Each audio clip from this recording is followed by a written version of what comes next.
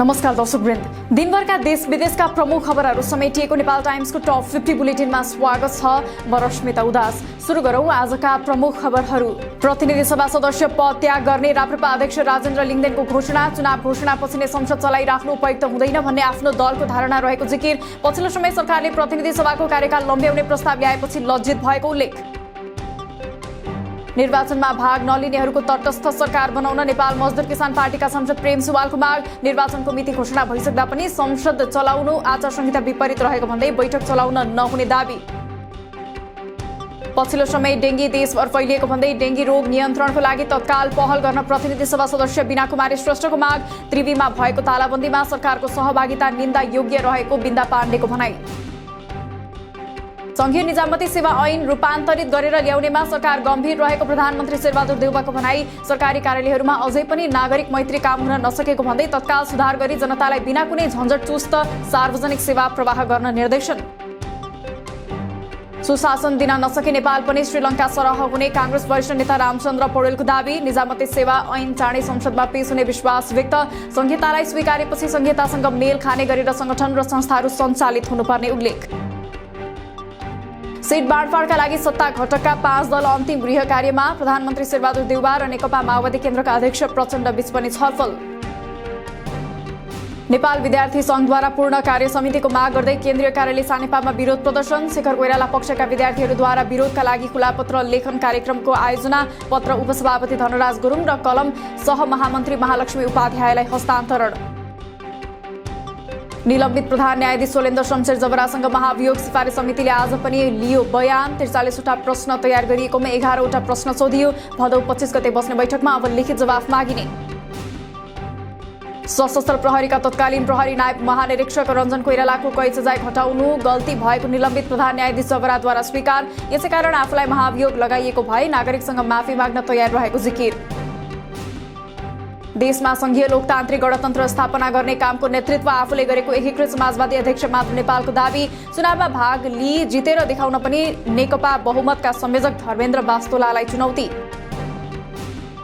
भारतीय सेना प्रमुख मनोज पाण्डे 5 दिने औपचारिक भ्रमणका क्रममा नेपाल आए। नेपाली सेनाको मानार्थ महारथी सम्मान ग्रहण गर्न पाण्डे 5 सदस्यीय सैन्य प्रतिनिधि मण्डलसहित नेपालमा। औपचारिक कार्यक्रम भोलिबाट हुने।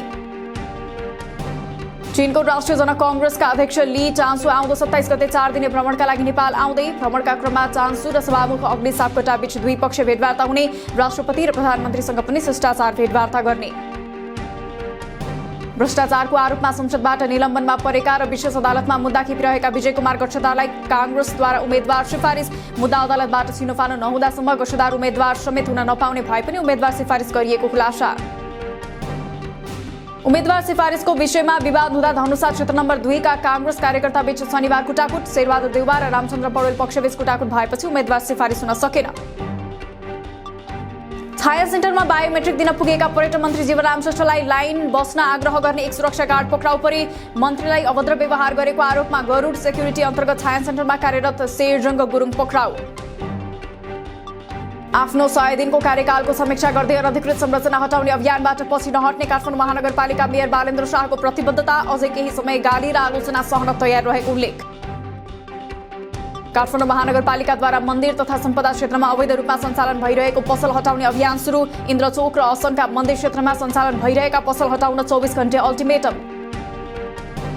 एक साताभित्र मनोरञ्जन कर तिर्न 7वटा क्यासिनोलाई काठमाडौँ महानगरद्वारा ताकेता। प्रदेश आर्थिक ऐनले तोकेको दर रेट र सोको जरिवाना सहित 7 दिनभित्र कर चुक्ता नगरी महानगरको राजस्व ऐन अनुसार कारबाही गरिने चेतावनी। उदयपुरको त्रियुगा नगरपालिका 11 र 12 को गाईघाट बजार क्षेत्रका सार्वजनिक जग्गा अतिक्रमण गरेर निर्माण गरिएका घर टहरा तथा संरचना हटाउने कार्य सुरु। सूचना जारी गरेर दिएको समयावधि समाप्त भइसकेका कारण संरचना हटाउन सुरु गरिएको नगरपालिकाको भनाई। माओवादीको विद्यार्थी संगठन अखिल क्रान्तिकारीको विद्रोही समूहले पनि क्रान्तिकारी फोर्स गठन गर्ने। पञ्चाल सिंह नेतृत्वले चुनाव लक्षित फोर्स भदौ 22 गते सार्वजनिक गर्ने भएकोमा समानान्तर गतिविधि गर्दै आएको पवन कार्की नेतृत्वको समूहले 21 गते सोही प्रकृतिको फोर्स गठन गर्ने। पूर्वी पहाडी जिल्ला 5 थरमा जग्गा भोगचलनको समस्या अझै समाधान हुन सकेन। 4 दशकसम्म भोगचलन गरेको जग्गा अहिलेसम्ममा 7वटा आयोग गठन भए पनि आफ्नो स्वामित्व ग्रहण गर्न नसक्दा सुकुम्बासीहरू निराश। पछिल्लो 24 घण्टामा नेपालमा थप 142 जनामा कोरोना संक्रमण पुष्टि। आइतबार 230 जना संक्रमण मुक्त हुँदा हाल देशभर 2528 जना सक्रिय संक्रमित। आज कोरोनाका कारण कसैले पनि ज्यान गुमाएनन्। सरकारबाट पाउनुपर्ने रकम नपाएको भन्दै बाँकेको कोहलपुर स्थित नेपालगञ्ज मेडिकल कलेजमा बिरामीलाई अत्यावश्यक पर्ने डायलासिस सेवा बन्द भएपछि बिरामीहरू मर्कामा। दशैं आउन झण्डै 3 हप्ता बाँकी रहँदा अहिले धेरैजसो गन्तव्यको टिकट बुकिङ धमाधम हुँदै धेरैजसो गन्तव्यको अनलाइन बुकिङ फुल। दशैं लक्षित अनलाइन बुकिङ सकिए पनि जहाज पर्याप्त रहेकाले थप उडान सञ्चालन गरिने विमानस्थलको भनाई। त्रिभुवन विमानस्थलको भिआइपी कक्ष प्रयोग गरेर उम्किएका ठगी मुद्दाका फरार अभियुक्त सुनसरीका 30 वर्षीय रिजवान आलम अरब संसदका उपाध्यक्षसँग काठमाडौँ आएको खुलासा। मुस्लिम आयोगका अध्यक्ष समेत मियामाथि आलमलाई लुकाएर लगेको आरोप। चिनजान समेत नरहेको मियाको दावी। आलम होटलबाट पक्राउ। गुल्मीको रेसुङ्गा बहुमुखी क्याम्पसलाई सञ्चालक समितिद्वारा आर्थिक सङ्कटकाल घोषणा। विद्यार्थीको भविष्य अन्यलमा। क्याम्पसका प्राध्यापक एवं कर्मचारीहरूले 8 महिनादेखिको तलब पाएनन्। 1 करोड सहयोग गर्ने रेसुङ्गा नगरपालिकाको घोषणा। नेवार समुदायको भावनामाथि चोट पुर्याउने किसिमले व्यङ्ग्य गरेको अभियोगमा 1 सातादेखि थुनामा रहेका कमेडियन अपूर्व क्षितिज सिंहको परिवारसँग उनी विरुद्ध जाहेरी दिने अभियन्ताले थाले छलफल। सहमति भए त्यही अनुसार प्रक्रिया अघि बढाउने तयारी। पोखराबाट मुस्ताङ उडेको 18 यात्रु सवार समेटिएको जहाज आपतकालीन अवतरण। जहाज उडेको 7 मिनेटमा नै इन्डिकेटरमा समस्या आएको जानकारी पाइलटले गराएपछि पोखरा विमानस्थलमा आपतकालीन अवतरण गरिएको विमानस्थलको भनाई। बारामा जितपुर सिमरा उपमहानगरपालिका 23 मा रहेको एरोटेक प्रालीमा लुटपाट गर्न आएका डाकाको समूह र प्रहरीबीच भिडन्त। दोहोरो गोली प्रहार डाकाहरूको रड प्रहारबाट वरिष्ठ प्रहरी नायब निरीक्षक शाही घाइते। 2 जना डाका पक्राउ। बागलुङ नगरपालिकाका तत्कालीन उपमेयर सहित 5 जना विरुद्ध आज अख्तियार टंगालद्वारा आइतबार विशेष अदालतमा मुद्दा दर्ता। नदीजन्य पदार्थको कर संकलनमा नगरपालिकाले कम दर राख्दा 17,40,066 हानि नोक्सानी पुर्याई भ्रष्टाचार गरेको पाइएको खुलासा। आयकर र भ्याट छलेको आरोपमा 3 व्यवसायी विरुद्ध राजस्व अनुसन्धान विभागद्वारा मुद्दा दायर। मूल्य अभिवृद्धि र आयकर गरी 5 करोड बढी छल्नका लागि फर्मले नक्कली बिल बिजक जारी गरेको विभागको दावी। रूपन्देहीको सियारीमा 1500 याको एउटै अस्पतालको 2 पटक शिलान्यास। तत्कालीन केपी शर्मा ओली नेतृत्वको सरकारका पालामा गाउँपालिकाका तत्कालीन अध्यक्ष अयोध्या थारूले 2078 माघ 23 गते शिलान्यास गरेको अस्पतालको शनिबार गृहमन्त्री बालकृष्ण खाँडद्वारा पनि शिलान्यास। देशका केही ठाउँमा गैराती देखिने पानी पर्दै आज प्रदेश 1 का केही ठाउँमा ठूलो पानी पर्ने। अन्य प्रदेशमा पनि हल्कादेखि मध्यम वर्षाको अनुमान। भोलि र पर्सि पनि मौसम बदली भई धेरै ठाउँमा हल्कादेखि मध्यम वर्षाको सम्भावना। सिन्धुली मकवानपुर सर्लाही रौतहट बारा पर्सा चितवन नवलपरासी पूर्व र आसपास केही ठाउँमा ठूलो वर्षा। साना नदीमा आकस्मिक बाढी आउन सक्ने भएकाले सतर्कता अपनाउन अपील। उदयपुरको बेलका प्युठानको प्युठान गोरखाको पालङटार र डडेलधुराको गन्यातधुरा नगरपालिकालाई विपद आपतकालीन संरक्षण कार्य गर्न विपद व्यवस्थापन कोषबाट 3 करोड 14,68,000 उपलब्ध गराउन अनुमति। उदयपुर सप्तरी र सुनसरीका बाढी प्रभावित 16 वडालाई विपद संकटग्रस्त क्षेत्र घोषणा। कृषि सामग्री कम्पनी लिमिटेडद्वारा समयमै रासायनिक मल नल्याउने 2 ठेकेदार कम्पनी सिल्क जेवी र सिल्क मार्केटलाई कालो सूचीमा राख्न सिफारिस। सम्झौता अवधि सकिए पनि कारबाही नगरी मल ल्याउन समय दिँदा आलटाल गरेपछि कम्पनीले सम्झौता तोडेर धरोटी जफत गरेको आरोप।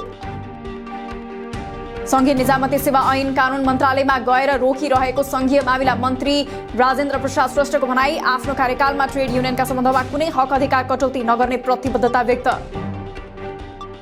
वीरगञ्ज महानगरपालिकाद्वारा 1.5 महिनामा 7 करोड बढी आन्तरिक आय संकलन। आर्थिक वर्ष 2079-80 को साउन 1 गतेदेखि भदौ 17 गतेसम्म 7 करोड 43,30,794 रुपैयाँ आन्तरिक राजस्व संकलन।